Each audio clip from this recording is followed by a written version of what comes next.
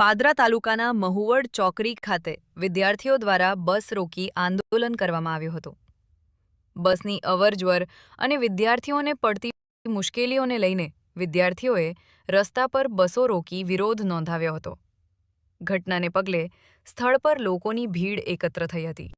નમસ્કાર, હું રાહુલ દરબાર। મિત્રો, આજે મહુવડ ચોકડી પર જે બસ રોકો આંદોલન કર્યું હતું એ આંદોલનની અંદર વિદ્યાર્થીઓની એવી માંગ હતી કે જંબુસરથી આણંદ જતી જે બસ છે એ બસ એક્સપ્રેસ ફાળવવામાં આવી હતી, એની જગ્યાએ માત્ર વિદ્યાર્થીઓ માટે ફાળવવામાં આવે એટલે આજે બસની અટકાયત કરી હતી। પણ જે જંબુસર ડેપોના જે ડેપો મેનેજર છે અને પાદરાના જે ડેપો મેનેજર તેમના સાથે વાતચીત કરી અને આજે નિરાકરણ આવ્યું છે અને 2 દિવસની અંદર બસ ફાળવવાનું એમને જાહેર કર્યું છે।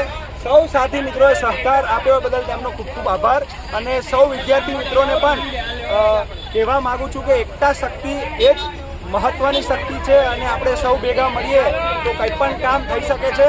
એટલે સૌ વિદ્યાર્થીઓએ પોતાના હક માટે આજે લડત ઉઠાવી છે અને તાલુકાના હોય કે ગુજરાતના કોઈ પણ ખૂણે આવી પરિસ્થિતિ હોય